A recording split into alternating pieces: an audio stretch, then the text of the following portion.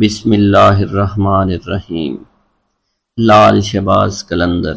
سندھ میں ہزاروں بزرگان دین، اولیاء اللہ اور صوفیاء کرام نے رشد و ہدایات اور فیوض و برکات کا سلسلہ جاری رکھا۔ انہی صوفیاء کرام میں حضرت لال شہباز قلندر رحمۃ اللہ علیہ کا نام چوٹی کے علماء کرام میں ہوتا ہے۔ پیارے دوستو، روایت میں آتا ہے کہ حضرت لال شہباز قلندر رحمۃ اللہ علیہ نے ظاہری علوم کی تکمیل کے بعد تصوف و معرفت کے علوم حاصل کرنے کے لیے مروان سے سبزوار کا سفر طے کیا اور وہاں سید ابراہیم ولی، جو کہ حضرت امام موسیٰ کاظم رحمۃ اللہ علیہ کی اولاد میں سے تھے، ان کی خدمت میں رہ کر آپ نے معرفت کے اعلیٰ منازل طے کیے۔ آپ رحمۃ اللہ علیہ کے مرشد نے آپ کی صلاحیتوں کو دیکھ کر خلافت کی دستار سے بھی نواز دیا۔ پیارے دوستو، اس کے بعد مختلف اولیاء کرام کے درگاہوں پر حاضری دی۔ آپ رحمۃ اللہ علیہ نے حج بیت اللہ کیا اور اس کے بعد آپ نے سندھ کے علاقوں کا رخ کیا۔ سندھ کا علاقہ حضرت لال شہباز قلندر کے لیے بالکل انجان تھا۔ آپ یہاں کی زبان اور ثقافت سے واقف نہیں تھے۔ سندھ تشریف لانے کے بعد ایک مقام پر آپ نے قیام کیا اور ایک دن عشاء کی نماز کے بعد ایک بڑا عجیب واقعہ پیش آیا۔ حضرت لال شہباز قلندر نے اپنے عقیدت مندوں کی موجودگی میں قلعہ کی جانب رخ کر کے فرمایا کہ بودلا، اب تم ہمارے پاس چلے آؤ۔ یہ سن کر آپ کے عقیدت مند بڑے حیران ہوئے کہ ہمارے ملک سے کس کو پکار رہے ہیں۔ پیارے دوستو، سکندر بودلا، جو کہ حاکم سیون کی قید میں تھا، کئی مہینے سے اسے دردناک سزائیں دی جا رہی تھی۔ ادھر آپ کی زبان مبارک سے یہ کلمات ادا ہوئے اور ادھر بودلا کا جسم اچانک زنجیروں سے آزاد ہو گیا۔ بودلا بڑی حیرانگی میں تھا کہ یکایک زندان کا دروازہ کھل گیا۔ بودلا کو اپنے مرشد کی آواز سنائی دے رہی تھی۔ بودلے نے بے اختیار نعرہ لگایا، میرا مرشد آ گیا۔ پیارے دوستو، تیزی سے اٹھا اور قید خانے سے باہر کی جانب وہ دوڑنے لگا۔ آخر وہ میدان میں پہنچ گیا جہاں لال شہباز قلندر اور ان کے ساتھیوں نے قیام کیا ہوا تھا۔ بودلا سے مل کر حضرت لال شہباز قلندر نے اپنے مریدین کو بتایا کہ یہ تمہارا بھائی بودلا ہے۔ اسے حاکم سیون نے بہت تنگ کیا اور اس مظلوم کو ناحق طور پر جیل میں قید رکھا۔ انشاءاللہ حاکم بہت جلد عبرت ناک انجام کو پہنچے گا۔ پیارے دوستو، یہ اس وقت کی بات ہے جب سندھ میں لا قانونیت، ظلم و تشدد ہر طرف عام تھا۔ کوئی کسی کی فریاد نہیں سنتا تھا۔ اس وقت کا مقولہ آج بھی مشہور ہے، اندھیر نگری چوپٹ راج۔ لوگوں کو بے بس اور لاچار دیکھ کر ایک مجذوب جس کا نام سکندر بودلا تھا، وہ اکثر ایک نعرہ مستانہ لگایا کرتا تھا کہ میرا مرشد آنے والا ہے، ظلم کا زوال ختم ہونے والا ہے۔ سکندر بودلا سیستان کی پہاڑیوں میں عبادت اور ریاضت کرتا تھا۔ ایک رات سکندر بودلا نے خواب میں ایسی آواز سنی کہ ایک مرد قلندر آ رہا ہے جو تاریکی کو نور میں بدل دے گا۔ پھر اکثر ان بزرگ کی بات پر یہ کلمات جاری رہتے، میرا مرشد آ رہا ہے۔ پیارے دوستو، اس نعرے کو سن کر شہر کے لوگوں کے دلوں میں یہ دعا اٹھتی تھی کہ خدا کرے کہ ہمارا کوئی نجات دہندہ بڑی جلدی آ جائے، ہمیں راجہ کے ظلم سے بچا لے۔ مجذوب کی آواز ایسی کڑکدار تھی کہ راجہ کے گلے کے دیوار کو چیر کر اندر پہنچ جاتی تھی۔ رات کے اندھیرے اور سناٹے میں یہ پرسوز آواز لوگوں کی نیندیں اڑا دیتی تھی۔ شروع میں تو راجہ اور لوگوں نے نعروں کو سن کر نظر انداز کیا، لیکن جب نعروں میں شدت بڑھتی گئی تو وہ بھی حق کے لیے اٹھ کھڑے ہوئے اور فلک شگاف نعروں نے راجہ کو غصہ دلا دیا، بلکہ راجہ خوف زدہ ہو گیا۔ راجہ نے اپنے سپاہیوں کو حکم دیا کہ اس کو فوراً گرفتار کر کے میرے سامنے پیش کیا جائے۔ راجہ کے سامنے سکندر بودلا کو پیش کیا گیا تو تب بھی آپ کی زبان پر یہی الفاظ سے میرا مرشد آنے والا ہے اور ظلم کا زوال ہونے والا ہے۔ راجہ یہ سن کر غضبناک ہو گیا۔ اس نے سکندر بودلا کو قید کروا دیا، لیکن قید خانے میں اس کے فلک شگاف نعرے بالکل بند نہیں ہوئے۔ راجہ رات بھر عذاب کی آگ میں جلتا رہا۔ صبح ہوئی تو اس نے اپنے وزیروں کو طلب کیا۔ وزیروں نے کہا کہ اس آدمی کی زبان کاٹ دی جائے۔ راجہ نے حکم دیا سکندر بودلا پر کوڑوں کی بارش کی جائے، اور پھر بھی یہی کہا کرتا تھا کہ میرا مرشد آنے والا ہے اور ظلم کا زوال ہونے والا ہے۔ سکندر بودلہ پر بے انتہا تشدد کیا گیا۔ سکندر بودلہ بار بار بے ہوش ہو جاتا تھا۔ اتنا تشدد کسی دیوار پر کیا جاتا تو وہ بھی بلک اٹھتی۔ راجا نے دیکھا دیوانہ سکندر بودلہ کڑے پہننے کے بعد جو کہ نہایت آسانی کے ساتھ ان کے پاس پہنچ چکا ہے، تو اس نے اپنے علاقے کو جادوگروں کو طلب کر کے انہیں حکم دیا کہ تم جا کر حضرت لال شہباز قلندر کا مقابلہ کرو۔ 7 پہ جادوگروں نے مقابلے سے پہلے ہی اپنی ہار مان لی اور کہنے لگے کہ انہیں ہرانا ہمارے بس کی بات نہیں۔ البتہ جادوگروں نے راجا کو مشورہ دیا، اگر کسی طرح مسلمان درویش کے پیٹ میں حرام غذا داخل کی جائے تو اس کی ساری روحانی طاقت اور شکتیاں ضائع ہو جائیں گی، پھر ہمارے جادو کی طاقت اس پر غالب آ جائے گی۔ راجا نے ایک روز اس سے حرام جانور کا گوشت پکایا اور پکوان سجا کر مسلمان درویش حضرت لال شہباز قلندر کی خدمت میں بھجوا دیا۔ جب یہ پکوان حضرت لال شہباز کی خدمت میں پیش کیا گیا تو کھانا دیکھتے ہی قلندر رحمت اللہ علیہ کا چہرہ بالکل بدل گیا۔ آپ نے حکم دیا اس پکوان کو اٹھا دیا جائے، اور آپ رحمت اللہ علیہ فرمانے لگے، ہمارا خیال تھا کہ وہ کافر راجہ اتنی نشانیاں دیکھنے کے بعد ایمان لے آئے گا، مگر جس کی تقدیر میں ہلاکت بربادی لکھی جا چکی ہو اسے اللہ کے سوا کوئی نہیں ٹال سکتا۔ آپ کے اس عمل سے لرزہ طاری ہو گیا اور پھر دوسرے ہی لمحے زمین لرزنے لگی۔ 7 شدید زلزلے کی لپیٹ میں آ گیا۔ زمین نے 2-3 کروٹیں لی اور طاقت اور اقتدار کا سارا کھیل اچانک ہی ختم ہو گیا۔ ادھر لال شہباز قلندر کے سامنے کھانے کا خوان الٹا پڑا تھا، ادھر حاکم 7 کے قلعے کی بنیادیں الٹ چکی تھی۔ پیارے دوستو، اسی طرح ایک اور روایت میں آتا ہے کہ ایک مجذوب حضرت لال شہباز قلندر کا دیوانہ تھا۔ اس کو ساری دنیا میں حضرت لال شہباز قلندر سے زیادہ کوئی بھی پیار نہیں کرتا تھا۔ بادشاہ اس وقت اس بات سے جلتا تھا کہ میرے خلافت حضرت لال شہباز قلندر کے حق میں نعرے لگانے والا یہ کون ہے۔ اس نے اسے آدمی کو اپنے پاس بلوایا اور اسے حکم دیا کہ کیا تم ہی نعرے لگاتے پھرتے ہو؟ راجہ چوپٹ کو اس مجذوب نے جواب دیا، ہاں میں ہی نعرے لگاتا ہوں، میرا مرشد لال شہباز قلندر ہے۔ یہ کہہ کر اس مجذوب آدمی نے دوبارہ دیوانہ وار اونچی اونچی آواز میں نعرے لگانا شروع کر دیا۔ راجہ چوپٹ نے پوچھا، تمہارا نام کیا ہے؟ اس نے کہا، میرا نام سکندر بودلہ ہے۔ تو راجہ چوپٹ نے کہا کہ قلندر کے حق میں نعرے لگانا بند کرو۔ یہ سن کر بودلہ بہار کی آواز میں مزید شدت آ گئی اور اس راجہ کی بد دماغی اپنے عروج کو پہنچ چکی تھی۔ اس نے حکم دیا کہ مجھ سے بغاوت کرنے کے جرم میں اس آدمی کو ذبح کر کے پکایا جائے اور سب لوگ اس کا گوشت کھائیں۔ بادشاہ کا حکم ملتے ہی اس کے سپاہیوں نے سکندر کو جلا کر قتل کر دیا اور ایک بڑے دیگچے میں ان کا گوشت پکایا گیا اور سب لوگوں نے وہ گوشت کھا لیا۔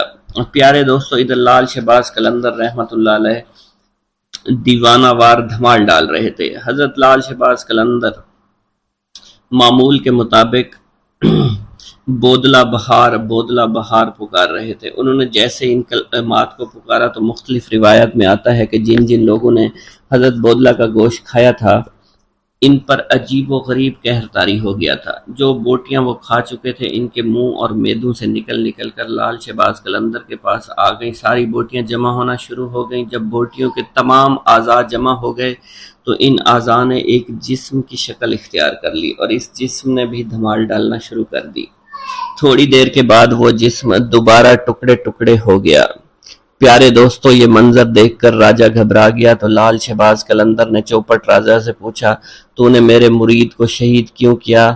تو نے ایسا کام کیوں کیا؟ تو راجہ نے گھبراتے ہوئے بولا کہ اس آدمی کو میں نے اس لیے قتل کروایا ہے کیونکہ میرے قلعے کی دیوار میں ایک کھڑکی ہے جہاں اکثر میری بیٹی بیٹھا کرتی ہے، وہ اپنے بالوں کو سنوارتی ہے، اس کے بالکل سامنے یہ آدمی رہتا تھا۔ یہ میری بیٹی کا عاشق ہو گیا، مجھے علم ہوا تو میں نے رسوائی سے بچنے کے لیے اس آدمی کا قتل کرا دیا۔ پیارے دوستو، یہ سن کر لال شہباز قلندر نے راجہ سے کہا، تمہیں اس کا خمیازہ بھگتنا پڑے گا۔ مگر راجہ لال شہباز قلندر کو دھمکاتے ڈراتے اپنے محل کی جانب چلا گیا۔ پھر لال شہباز قلندر نے اپنے مرید کی یاد میں بے تحاشا روئے۔ آپ نے راجہ چوپٹ کو بد دعا دی، جس سے راجہ کا کلٹ ہمیشہ کے لیے الٹ گیا۔ حضرت لال شہباز قلندر کا ملتان میں قیام۔ ملتان میں قیام کے دوران چونکہ ماہ رمضان کا مہینہ تھا تو ایک جگہ افطاری کا وقت قریب ہو گیا۔ سب نے مشورہ کیا کہ افطاری اسی جگہ پر کی جائے۔ چونکہ افطاری میں کافی وقت تھا تو آپ کے ساتھیوں میں سے کوئی پانی لینے کے لیے چلا گیا، کوئی جنگل میں لکڑیاں اکٹھی کرنے کے لیے چلا گیا۔ تھوڑی سی گندم آپ کے پاس موجود تھی جو حضرت لال شہباز قلندر رحمۃ اللہ علیہ نے پسوانے کے لیے رکھی ہوئی تھی۔ آپ اس گندم کو لے کر روانہ ہوئے۔ اس دور میں روایت کے مطابق یہ تھا کہ گھریلو عورتیں معاوضہ لینے کے بدلے میں گھر کی چکی میں گندم پیس دیا کرتی تھی۔ حضرت لال شہباز قلندر اس مقصد کے تحت ایک گھر کے قریب پہنچے جہاں پر آپ نے دیکھا ایک عورت اپنے گھر میں گندم پیس رہی تھی۔ اس عورت نے جب لال شہباز قلندر کو دیکھا تو وہ آپ کے حسن و جمال پر مائل ہو گئی، آپ پر دیوانہ وار عاشق ہو گئی۔ حالانکہ وہ عورت شادی شدہ تھی مگر پھر بھی اس کی نیت میں فطور آ گیا۔ وہ وہاں سے اٹھی، دروازے پر آ کر آپ سے پوچھنے لگی، آپ کس مقصد کے تحت میرے دروازے پر کھڑے ہیں؟ آپ نے اپنی گندم اس عورت کے حوالے کر دی اور کہنے لگے کہ میں آپ سے یہ گندم پسوانا چاہتا ہوں۔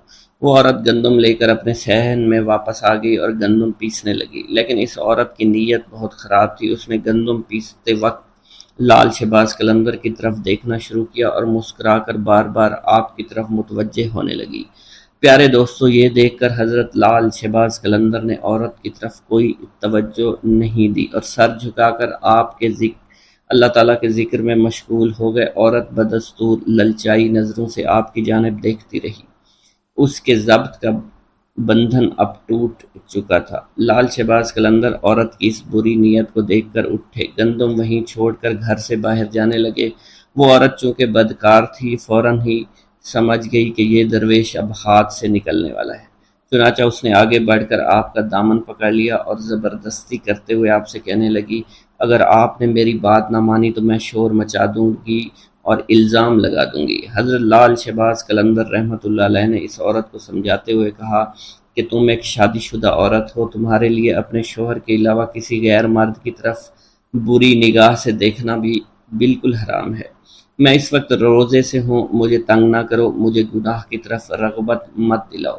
پیارے دوستو، آپ اس عزم کے ساتھ اس عورت سے بات کر رہے تھے اور اسے گناہ سے بچنے کی تلقین فرما رہے تھے، لیکن اس عورت پر شیطان پوری طرح سے غالب تھا، ہوس میں بالکل اندھی ہو چکی تھی۔ اس نے جب دیکھا کہ آپ کسی طرح اس کے قابو میں نہیں آ رہے تو اس نے غصے میں آ کر چور چور کا شور مچانا شروع کر دیا۔ پیارے دوستو، عورت کا شور سن کر ارد گرد کے گھروں سے لوگ دوڑتے چلے آئے، مجمع لگ گیا، سب لوگ اس سے پوچھنے لگے، بی بی کیا ہوا؟ عورت نے انہیں سارا واقعہ بیان کر دیا۔ چنانچہ لوگ دونوں کو لے کر شہر کے قاضی کے پاس پہنچ گئے۔ وہاں قاضی نے عورت سے ساری صورتحال پوچھی تو عورت نے وہی بات بتائی جو اس نے اپنے محلے داروں کو بتائی تھی۔ قاضی حضرت لال شہباز قلندر کی طرف متوجہ ہوا تو اس نے آپ کی طرف دیکھا تو اس پر عجیب قسم کا رعب اور دبدبہ طاری ہو چکا تھا۔ اس نے محسوس کیا کہ یہ کوئی نیک انسان ہے۔ آپ کے چہرے سے شرافت ٹپک رہی تھی، اس لیے قاضی نے بڑے مؤدبانہ انداز سے کہا، اے آدمی، اس عورت نے تم پر بڑا ہی گھناؤنا الزام لگایا ہے، تم اس کے جواب میں کیا کہنا چاہتے ہو؟ یہ الزام ایسا ہے کہ سوائے گواہ پیش کرنے کے کوئی صورت نہیں آتی۔ تب حضرت لال شہباز قلندر رحمۃ اللہ علیہ نے بڑے اعتماد اور تسلی سے جواب دیا، اے قاضی، اللہ نقائص سے پاک ہے اور اللہ ہی کی ذات ہے، کسی کے عیب کو ظاہر کرنا کوئی اچھی بات نہیں۔ اگر اس بات پر اصرار کرتے ہیں کہ میں اپنی صفائی میں گواہی پیش کروں تو میرا گواہ اس عورت کا شیرخوار بچہ ہے جو اس وقت جھولے میں لیٹا ہوا ہے اور وہاں پر سب کچھ دیکھ رہا تھا۔ تمام لوگ آپ کی یہ بات سن کر حیران ہوئے۔ قاضی کہنے لگے کہ یہ کیسے ممکن ہے، ایک شیرخوار بچہ گواہی دے گا؟ یہ تو ابھی بول بھی نہیں سکتا۔ آپ قاضی کی بات سن کر فرمانے لگے، جہاں تک اس بچے کے کلام کی بات ہے تو اس بچے سے وہی کلام کرائے گا جس نے بچپن میں حضرت عیسیٰ علیہ السلام سے کلام کرایا تھا۔ پیارے دوستو، قاضی آپ رحمۃ اللہ علیہ کا یہ جواب سن کر ہکا بکا رہ گیا۔ تمام حاضرین بھی ساری کارروائی دیکھ رہے تھے، وہ بھی حیران تھے۔ اب قاضی نے بچے کے باپ کو حکم دیا کہ وہ بچہ لے کر اس کے سامنے آئے۔ چنانچہ لال شہباز قلندر نے بچے کو دیکھ کر اس سے مخاطب کرتے ہوئے کہا اور فرمانے لگے، اے معصوم بچے، وہ ذات باری تعالیٰ جس نے حضرت عیسیٰ علیہ السلام کو کلام کرنے کی قوت عطا فرمائی تھی، تم اس وحدہ لا شریک کو حاضر و ناظر جان کر گواہی دو کہ جس وقت میں تمہارے گھر میں موجود تھا تو تم نے اس وقت اپنی آنکھوں سے کیا دیکھا تھا اور ہمارے درمیان کیا گفتگو ہوئی تھی۔ پیارے دوستو، اللہ کی قدرت کاملہ اور لال شہباز قلندر کی کرامت ملاحظہ فرمائیے کہ وہ شیر خوار بچہ اپنے باپ کی گود میں سے بولا، اس نے جو کہا اور جو کچھ بھی کیا ہے یہ نیک آدمی کہہ رہا ہے بالکل سچ ہے، اور یہ میری ماں جھوٹ بول رہی ہے، میری ماں جھوٹی ہے، اصل خطا کار میری ماں ہے۔ اس نے بری نیت سے اس شخص کے دامن کو کھینچا تھا۔ پیارے دوستو، بچے کے منہ سے یہ الفاظ سننے تھے کہ وہاں موجود تمام لوگوں پر ایک دم سے لرزہ طاری ہو گیا۔ وہ حیران اور پریشان حیرانی کے سمندر میں بالکل گم ہو چکے تھے۔ قاضی صاحب بھی اس سب واقعہ سے بہت حیران اور پریشان ہو گئے۔ یہ دیکھ کر قاضی اپنی جگہ سے اٹھا اور لال شہباز قلندر کے ہاتھوں کو بوسہ دے دیا۔ قاضی نے آپ کو اپنے ساتھ بٹھایا۔ پیارے دوستو، اب اس عورت کی آنکھوں سے برائی کی پٹی اٹھ چکی تھی اور وہ بھی اپنے گناہوں پر بڑی شرمندہ تھی، اس لیے عورت نے آپ سے معافی مانگ لی اور آئندہ گناہوں سے بچنے کے لیے توبہ کر لی۔ پیارے دوستو، ایک بار درویشوں کا ایک قافلہ سفر کرتا ہوا ایک جنگل میں پہنچا۔ جنگل کے ساتھ ایک وسیع و عریض میدان تھا، تاہم اس میدان کے کچھ فاصلے پر چھوٹے چھوٹے مکانات موجود تھے۔ البتہ اس میدان کے عین بیچوں بیچ ایک بوڑھا درخت بھی موجود تھا جو گھنا تھا اور اس کی شاخ دور دور تک پھیلی ہوئی تھی۔ درویشوں کا یہ قافلہ صحرا میں لمبا سفر طے کرتا ہوا یہاں پہنچا تھا۔ قافلے کے سردار نے انتہائی عاجزی سے اپنے عقیدت مندوں سے کہا، ٹھہر جاؤ، ہماری منزل آ گئی ہے، ہمیں یہیں ٹھہرنا ہے۔ عقیدت مندوں کے قدم یوں ساکت ہو گئے جیسے کبھی متحرک ہی نہیں تھے۔ ایک مرید خاص نے اپنے رہنما سے پوچھا، یا حضرت، ہمارا قیام اس میدان میں کس جگہ پر ہوگا؟ تو ان کے سردار نے کہا کہ وہ سامنے جو گھنا سایہ دار درخت نظر آ رہا ہے اس کے نیچے ہم قیام فرمائیں گے اور اللہ کی عبادت اور ریاضت کریں گے۔ قافلے کے پیشوا نے ایک لمبی دعا کی اور رب تعالیٰ سے التجا کی کہ وہ دنیا اور آخرت کی بھلائی عطا فرمائے۔ پیارے دوستو، ابھی دعا سے فراغت نہیں ہوئی تھی کہ درخت کے نیچے مقیم مردان خدا نے دیکھا لوگوں کی ایک معقول تعداد دھیرے دھیرے ان مکانوں کی طرف بڑھ رہی تھی، کچھ فاصلے پر جو موجود تھے، اور پھر جو رات اپنے جوبن پر آئی اور مکانات سے ناچ گانے کی آوازیں آنے لگیں۔ یہ آوازیں خاص طور پر ان مکان کے اوپر کے منزلوں سے آتی تھیں۔ مریدین نے بڑی حیرانگی سے ایک دوسرے کی طرف دیکھا کیونکہ یہ آوازیں عبادت کی آوازوں سے مختلف تھیں اور ان کی عبادت میں مخل ہو رہی تھی۔ جب انہوں نے اپنے مرشد کو انتہائی سکون و اطمینان کے ساتھ عبادت میں مشغول دیکھا تو تمام عقیدت مندوں نے اس ہنگامے کے باوجود اپنی ریاضت اور عبادت جاری رکھی، مگر ان کے دل میں پریشانی ضرور تھی۔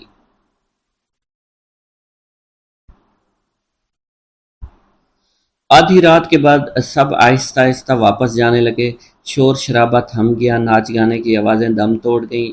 یوں رات تمام عقیدت مندوں نے نماز فجر انتہائی سکون اور اطمینان کے ساتھ ادا کی اور اللہ تعالیٰ سے التجا کی، اے رب کائنات، مکانوں کے رہنے والے بھٹکے ہوئے لوگ محسوس ہوتے ہیں اور انہیں ہدایت کی راہ سے آشنا کر دے، ہمیں ذکر و فکر کے دوران سکون و اطمینان عطا کر، بے شک تو ہر چیز پر قدرت رکھتا ہے اور جسے چاہے ہدایت دے۔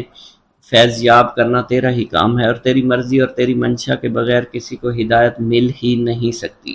پیارے دوستو، جب سورج نے اپنی حرارت سے زمین کو گرمانا شروع کیا تو ان مکانوں کے مکین باہر نکلنا شروع ہوئے۔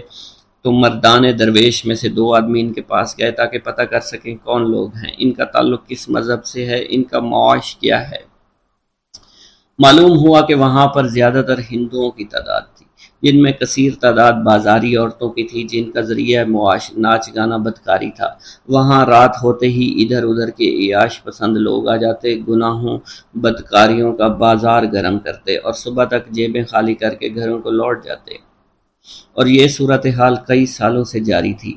بازاری عورتوں کی سرپرستی وہاں کے بدگماش ہندو کیا کرتے تھے اور باقاعدہ طے شدہ بھتہ بھی وصول کرتے۔ ان تمام صورتحال کا علم ان مسلمانوں کو ہو گیا جو انتہائی قلیل کردار میں وہاں رہتے تھے، لیکن وہ اس بارے میں کچھ نہیں کر سکتے تھے۔ وہاں کے رہائشی مسلمانوں کو جب اللہ کے ولی کی آمد کا علم ہوا، وہ دوڑے چلے آئے ان کے ڈیرے پر اور ان سے مؤدبانہ درخواست کی، ہم لوگ ان بازاری عورتوں اور ان کے سرپرست ہندوؤں سے بہت تنگ ہیں، ہمارے پاس اتنے وسائل نہیں، ہم یہاں سے چلے جائیں، اگر ہمارا بس چلے تو ہم ایک لمحے کے لیے یہاں نہیں ٹھہریں گے، مگر ہماری تنگ دستی اور ہماری مجبوریاں ہمارے آڑے آ رہی ہیں۔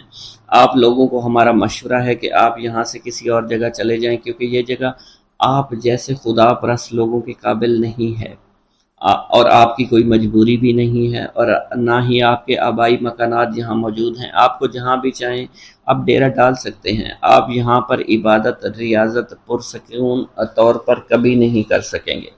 ہم خود یہاں پر بہت زیادہ تنگ ہیں، ہم نہیں چاہتے کہ آپ جیسے نیک دل لوگ اس قدر ناپسندیدہ ماحول میں رہیں اور خواہ تنگ اور پریشان ہوں۔ آپ کی پریشانی ہم سے دیکھی نہیں جائے گی، ہمیں اس بات کا بہت زیادہ دکھ پہنچے گا۔ پیارے دوستوں، مریدین نے بھی اپنے مرشد سے کسی قسم کے جذبات و احساسات کا اظہار کرنا شروع کر دیا، اور اس طرح کہ یا حضرت اس قدر غیر پاکیزہ ماحول میں ہم اپنی عبادات کیسے کریں گے، اور یہاں کے مسلمانوں کا مشورہ بے انتہائی مناسب اور درست ہے کہ ہمیں یہاں سے کہیں دور چلے جانا چاہیے۔ یہ مشورہ سننے کے بعد مریدین نے کہا کہ مرشد کے چہرے پر جلال اور آنکھوں میں ایک اندھی چمک پیدا ہو گئی۔ انہوں نے پہلے تو اللہ اکبر کا نعرہ لگا، پھر کلمہ استغفار پڑھا، اس کے بعد اپنے عقیدت مندوں سے فرمایا، تم لوگ یہ مت سمجھو کہ ہم یہاں پر عارضی طور پر قیام کرنے کے لیے آئے ہیں، ہم یہاں پر بڑا لمبا عرصہ قیام کریں گے۔ تم لوگ بخوبی جانتے ہو کہ جہاں اندھیرا ہوتا ہے چراغ اور شمع کی ضرورت وہیں پڑتی ہے، اور مسلمان تو شمع کی مانند ہوتے ہیں، ان کی حیثیت چراغ کی طرح ہوتی ہے، اور جہاں اندھیرا نظر آتا ہے وہاں اجالا کرنے کے لیے پہنچ جاتے ہیں۔ ان بھٹکے ہوئے لوگوں کو خدا کی راہ پر لانا ہمارا اولین فرض ہے۔ ہم یہاں کے لوگوں کو ناپاکی سے دور کر کے دم لیں گے، بگڑے ہوئے مردوں عورتوں کی اصلاح کریں گے، اللہ تعالیٰ کی مدد سے اس علاقے کی تمام تر گمراہی کو دور کریں گے۔ وہ دن ضرور آئے گا جب یہاں پاکیزگی کی خوشبو چاروں طرف پھیل جائے گی، وحدانیت کا نور پھیلے گا اور تمام قسم کی خرافات کا قلع کما ہو جائے گا۔ پیارے دوستو، آپ کے بتاتے چلیں کہ ان مرشد کا نام حضرت لال شہباز قلندر تھا، اور وہ سندھ کی دھرتی پر تشریف لائے تھے، اور انہوں نے سندھ کی دھرتی کو تمام برائیوں سے پاک کیا اور اللہ تعالیٰ کی وحدانیت کا نور ہر جگہ پھیلا دیا۔ پیارے دوستو، اسلام کا پیغام ان لوگوں کے سر جاتا ہے جو اسلام کی ترویج کا کام کیا کرتے تھے، جنہوں نے مشرق وسطیٰ کے علاقے سے اس وقت برصغیر کا رخ کیا جب مسلمان حملہ آوروں نے برصغیر کے علاقے فتح کرنا شروع کر دیے تھے۔ مسلمان حملہ آوروں کے ہاتھ میں تلوار تھی اور پشت پر ہزاروں سپاہی ان کے پشت پر تھے، یہاں تک کہ انہوں نے اپنے زور بازو پر برصغیر کے بیشتر علاقوں کو فتح کر لیا، یہاں اپنی عملداریاں قائم کی۔ اسلام اس خطے کے لیے ایک نیا مذہب تھا، اور جس طرح سے مسلمان حملہ آور یہاں وارد ہوئے تھے، مقامی لوگوں کے ذہنوں میں اسلام کی شکل پرتشدد مذہب کے طور پر بن چکی تھی۔ بعد میں اسی اسلام کا پیغام برصغیر کے دور دراز علاقوں تک پہنچا، اور کم و بیش ہر علاقے کے لوگوں نے اس پیغام کا اثر قبول بھی کیا۔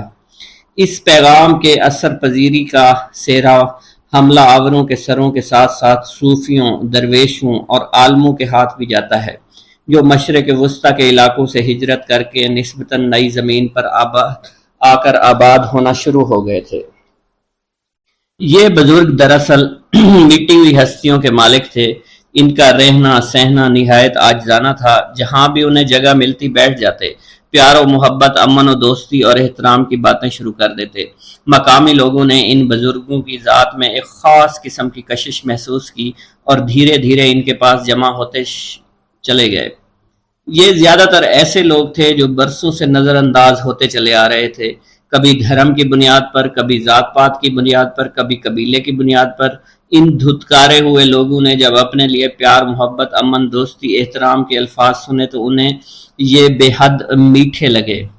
ان کے کان ہزاروں سالوں سے یہ بول سننے کو بےتاب تھے۔ بس پھر کیا تھا، ان بزرگوں کے آشیانے آباد ہوتے چلے گئے اور یوں اسلام کے پیغام نے برِ صغیر کی زمین میں جڑیں پکڑنا شروع کر دی۔ انہی ہستیوں میں ایک بزرگ سید عثمان مروندی بھی تھے، جن کا اصل نام سید عثمان تھا اور دنیا انہیں لال شہباز قلندر کے نام سے جانتی ہے۔ وہ مشرق وسطیٰ کے علاقے مروند میں پیدا ہوئے۔ یہ موجودہ افغانستان کے علاقے قندھار کا قریبی علاقہ تھا، مگر آج کل پیارے دوستو یہ آذربائیجان میں شامل ہے۔ ان کے آباء و اجداد عراق سے ہجرت کر کے افغانستان میں آباد ہو گئے تھے۔ سید عثمان نے 7 سال کی عمر میں قرآن پاک حفظ کر لیا۔ جب ان کا میلان طریقت و معرفت کی طرف ہوا تو انہوں نے مروان سے مختلف علاقوں کا سفر شروع کیا۔ انہوں نے حجاز، عراق، ایران، افغانستان، ہند، مکران، ملتان اور جوناگڑھ کے سفر بھی اختیار کیے۔ بالآخر حضرت بو علی شاہ قلندر کے کہنے پر سندھ میں سکونت اختیار کی۔ 1274 عیسوی میں اپنی وفات تک سیون شریف میں ہی مقیم رہے۔ حضرت لال شہباز قلندر ایک بہترین شاعر، الحاد دان اور فلسفی بھی تھے۔ آپ کو عربی، فارسی، پشتو، پنجابی، ترکی، سندھی، ہندی اور سنسکرت سمیت کئی زبانوں پر عبور حاصل تھا۔ آپ کا شجرہ نسب حضرت امام جعفر صادق رحمۃ اللہ علیہ سے جا ملتا ہے۔ ہندو لال شہباز قلندر کو جھولے لال بھی کہتے ہیں۔ اس کی وجہ یہ ہے کہ جھولے لال کی نسبت دریائے سندھ ہے اور ہندوؤں کی جانب سے انہیں دریاؤں کے بھگوان ورن کا سندھ میں آنے والا اوتار قرار دیا جاتا ہے۔ زیادہ تر مسلمان جھولے لال کو حضرت خواجہ خضر بھی قرار دیتے ہیں، جن کے بارے میں مانا جاتا ہے کہ وہ دریاؤں اور سمندروں میں سفر کرنے والوں کی عقیدت اور رہنمائی فرماتے ہیں۔ مچھیرے حضرات اس بزرگ سے بہت زیادہ عقیدت رکھتے ہیں۔ انہیں زندہ پیر، شیخ طاہر، خواجہ خضر، اڈیرو لال اور امر لال بھی کہا جاتا ہے۔ مختلف تاریخی حوالوں کے مطابق یہ بزرگ یہاں پر 17ویں صدی میں رہا کرتے تھے۔ ٹھٹھا کے ظالم حکمرانوں میں میرک شاہ نے ہندوؤں کو زبردستی مسلمان کرنا چاہا تو ہندو دریائے سندھ کے کنارے آ گئے اور دریا سے مدد مانگی کہ انہیں نجات دلائے۔ نتیجتاً دریا میں ایک صورت پیدا ہوئی جس نے بتایا کہ نصر پور میں ایک عمر رسیدہ جوڑے کے ہاں ایک بیٹا پیدا ہوگا جو آ کر ان کی مدد کرے گا۔ اس بچے کا نام اڈیرو لال رکھا گیا۔ انہیں جھولے لال بھی کہا جانے لگا کیونکہ مانا جاتا ہے کہ ان کا جھولا خود بخود ہلتا تھا۔ یہ بچہ بڑا ہو کر ایک بہادر شخص بنا جس نے میرک شاہ سے بحث کی اور اس سے اس کی غلطی کا احساس دلایا، جس پر انہوں نے ہندوؤں کو اپنی حکومت میں عزاداری کے ساتھ رہنے کی اجازت دے دی۔ ہندو لال شہباز قلندر کو اپنے اسی دیوتا کا اوتار سمجھتے ہیں اور انہیں جھولے لال کہا جاتا ہے۔ یہ دونوں شخصیات تاریخی طور پر ایک نہیں ہیں لیکن یکساں تصور کی حامل ہیں۔ شہباز قلندر کے ماننے والوں میں ہندو، مسلمان، سکھ، عیسائی سبھی شامل ہیں۔ کتاب واکنگ ود نانک کے مصنف ہارون خالد لکھتے ہیں، گویا 47 میں کوئی فساد نہیں ہوا تھا، گویا کسی ہندو نے سندھ سے کبھی ہجرت ہی نہیں کی، گویا پنجاب میں توہین مذہب کے شعبے میں کوئی مسیحی بستی کبھی جلی ہی نہیں۔ قلندر کا دالان اس دنیا کے پناہ گاہ میں جو کبھی اس دالان سے پھیلی ہوتی تھی اور رفتہ رفتہ معدوم ہوتی چلی گئی۔ اس دالان تک سمیٹے ہوئے 3 اور دوست بھی تھے، حضرت بہاؤالدین ذکریہ ملتانی، بابا فرید گنج شکر اور سید جلال الدین سرخ بخاری۔ ان چاروں کو 4 یار کے نام سے یاد کیا جاتا ہے۔ 4 یار سندھ اور ہند میں اسلام کی اشاعت کے سرخیل قرار پائے۔ لال شہباز قلندر کی ایک خوبی یہ بھی تھی کہ وہ باکمال شاعر بھی تھے۔ ہر سال اسلامی مہینے شعبان کی 18 تاریخ کو سیہون شریف میں آپ کا عرس منایا جاتا ہے، جس میں پاکستان کے تمام صوبوں اور علاقوں سے تعلق رکھنے والے ہر طبقے، ہر فرقے کے لوگ لاکھوں کی تعداد میں شرکت کرتے ہیں۔ ان کے عرس کے موقع پر 3 جلوس نکالے جاتے ہیں۔ ایک کی قیادت مقامی سید گھرانے سے تعلق رکھنے والا ایک عقیدت مند کرتا ہے، جبکہ 2 جلوس ہندوؤں کی قیادت میں نکلتے ہیں اور مزار کا ایک مجاور ہندو بھی ہے۔ حضرت لال شہباز قلندر رحمۃ اللہ علیہ کے کچھ حالات و واقعات کی تفصیل جاننے کی کوشش کرتے ہیں۔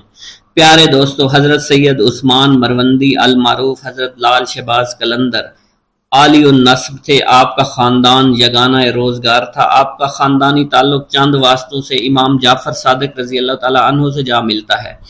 آپ رحمت اللہ علیہ کے والد ماجد سید کبیر الدین اپنے وقت کے مشہور عالم تھے۔ ان کا طریقہ اتباع سنت نبوی صلی اللہ علیہ وسلم تھا۔ حضرت سید عثمان مروندی اپنے خاندانی اعتبار سے اونچی نسبت رکھتے تھے، اس لیے صالحت سخاوت کے بہت سے خصائص ان کے خاندان میں منتقل ہو گئے تھے۔ ایک روایت کے مطابق آپ کے والد کا نام سید ابراہیم بن کبیر الدین ہے، جن کی ولادت جمادی الثانی میں مروان میں ہوئی۔ وہیں آپ رحمت اللہ علیہ نے زندگی کا بیشتر حصہ گزارا۔ سید ابراہیم کبیر الدین کا نسبی تعلق جو کہ سادات خاندان سے تھا، اس لیے لوگ ان کی بے پناہ عزت اور بے پناہ احترام کیا کرتے تھے۔ آپ کی طبیعت میں یاد الہی کے جذبات بے حد نمایاں تھے۔ جوانی کی ابتدائی ایام میں آپ کی سوچ پر یہ امر غالب تھا کہ شادی کیے بغیر زندگی کو راہ حق کی طرف لگا دیا جائے، اس لیے کہا جاتا ہے کہ آپ شادی سے گریزاں تھے۔ پیارے دوستو، سید عثمان مروندی المعروف حضرت لال شہباز قلندر کی والدہ حاکم مروان سید سلطان شاہ کی دختر تھیں۔ آپ بڑی نیک اور عبادت گزار خاتون تھی۔ طبیعت میں درویشی اور قناعت پسندی تھی۔ ایک روایت یوں بھی ملتی ہے کہ آپ کی والدہ پردہ شب کی تاریکی میں بیٹھ کر رویا کرتی تھی، فرماتی تھی کہ اللہ کے خوف سے رونے والا دوزخ میں کبھی نہیں جائے گا۔ ان کی ذات خشیت الہی کا سرچشمہ تھی۔ رات کا اکثر حصہ عبادت میں گزارتی تھی۔ اس ماں کی گود کا لال جب جذب و جلال کا جوہر بن کر سہون پہنچا تو اس کی تابناکی کئی نگاہوں کو خیرہ کر رہی تھی۔ سلطان شاہ حاکم مروند کی یہ صاحبزادی اپنے شوہر سید کبیر کے جذب متصرف کی تاثیر سے اپنے وقت کی زاہدہ اور عابدہ خاتون کہلائیں۔ کہا جاتا ہے کہ آپ کی والدہ کا وصال مروان میں ہوا اور وہیں آپ رحمت اللہ علیہ کو دفنایا گیا۔ پیارے دوستوں، منقول ہے لال شہباز قلندر کے والد سید ابراہیم کبیر الدین رحمت اللہ علیہ بعض اوقات مقدس مقامات کی زیارت کے لیے سفر اختیار کیا کرتے تھے۔ ایک دفعہ کا ذکر ہے، حضرت سید ابراہیم کبیر الدین رحمت اللہ علیہ سید الشہداء امام حسین رضی اللہ تعالیٰ عنہ کی زیارت کے لیے کربلا معلیٰ گئے تو آپ کو ان کی طرف سے سلام کا جواب عنایت ہوا اور آپ کو وہ جگہ دکھائی گئیں جہاں شہداء کربلا مدفون تھے۔ اس وقت جو زیارت کرنے لوگ آتے تھے وہ آپ سے ہی وہی جگہ معلوم کرنے کے لیے وہاں ان شہداء کے لیے فاتحہ پڑھتے تھے۔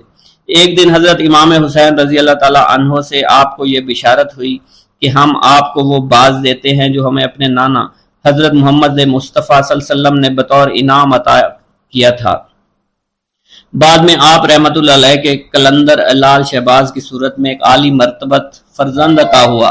پیارے دوستو، تاریخ سندھ میں لکھا ہے، ایک رات خواب میں حضرت لال شہباز قلندر کی روح پاک نے اپنے والد محترم سے کہا کہ آپ شادی کریں، آپ سے میرا ظہور ہوگا۔ آپ کے والد نے جواب دیا، جنت سے باہر آنا افضل ہے۔ اس پر لال شہباز قلندر نے جواب دیا، ہاں، دنیا میں ظہور ہونا احسن ہے۔ پیارے دوستو، جب حضرت سید ابراہیم کبیر الدین کو یہ اشارہ ملا تو آپ رحمت اللہ علیہ نے نکاح کرنے کی خواہش کا اظہار کیا۔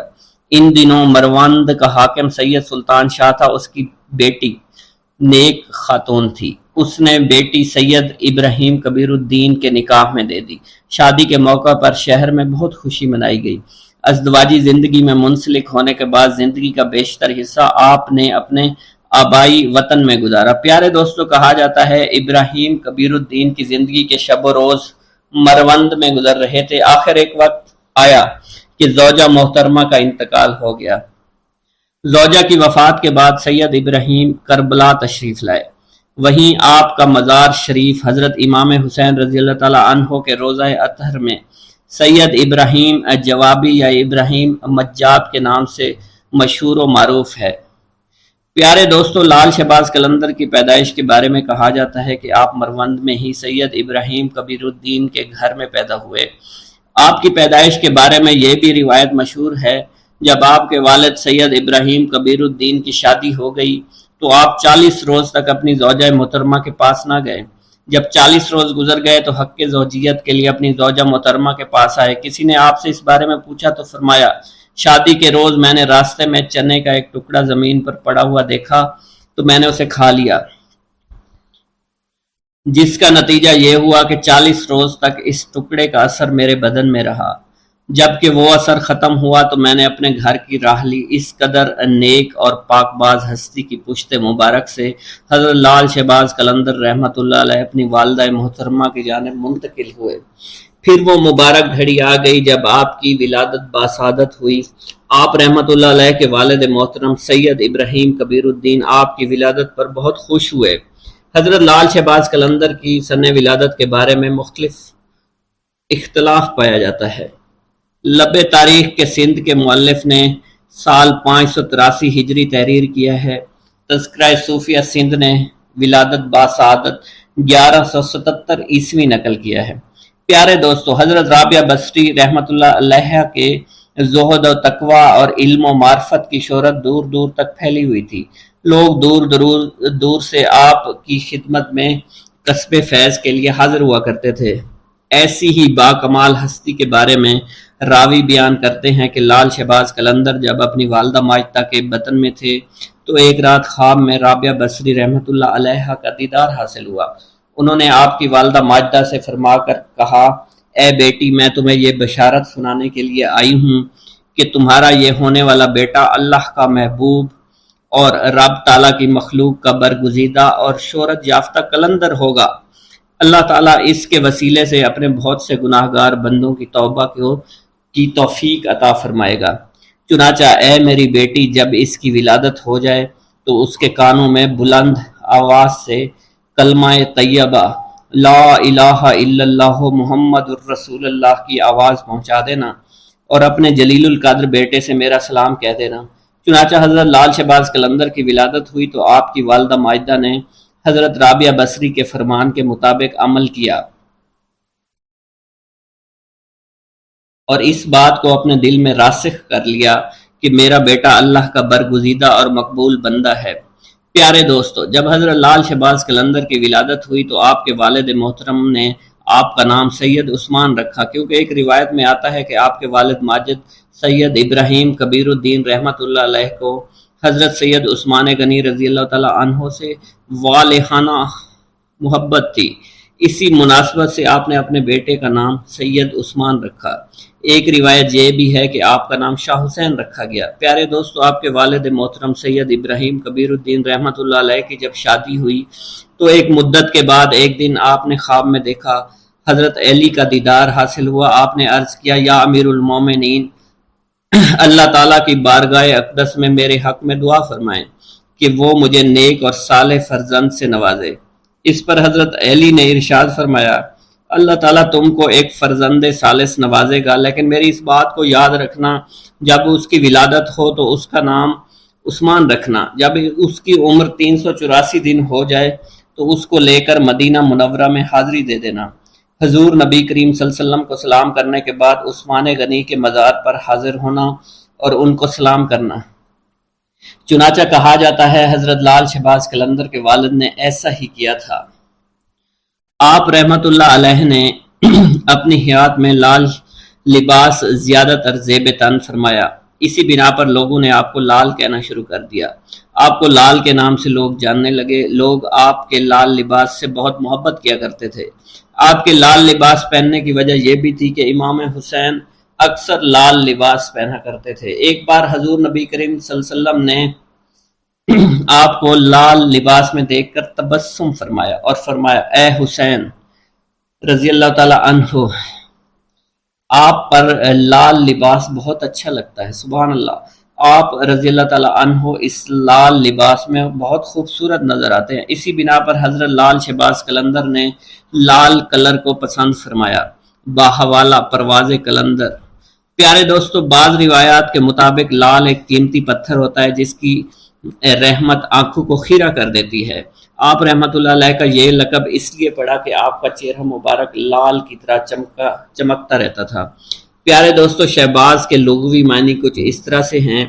شہر کے شہباز کے معنی سردار اور باز کے معنی ہیں اڑنا، تو اس کا مخفف یہ ہوا اڑنے والوں کے سردار شہباز کا لقب بہت زیادہ شہرت یافتہ ہے۔ روایت میں آتا ہے آپ رحمۃ اللہ علیہ کی ولادت سے پہلے حضرت امام حسین رضی اللہ تعالیٰ عنہ کی طرف سے آپ کے والد ماجد سید کبیر الدین کو خواب میں بشارت دی گئی کہ آپ کو عن قریب ایک باز ادا کیا جائے گا۔ چنانچہ جب حضرت سید عثمان کی ولادت ہوئی تو آپ کو شہباز کے لقب سے یاد کیا جانے لگا۔ تذکرہ النساء کی روایت کے مطابق جب آپ کو اپنے مرشد پاک سے خلافت کا اعزاز حاصل ہوا تو آپ کے شہباز کے لقب بھی مرحمت ہوا۔ اس کے علاوہ آپ رحمۃ اللہ علیہ کو قلندر، سیف السان، شمس الدین اور مخدوم کے لقب سے بھی جانا جاتا ہے۔ پیارے دوستو، آپ کا شجرہ نسب چند واسطوں سے حضرت امام جعفر صادق سے جا کر ملتا ہے۔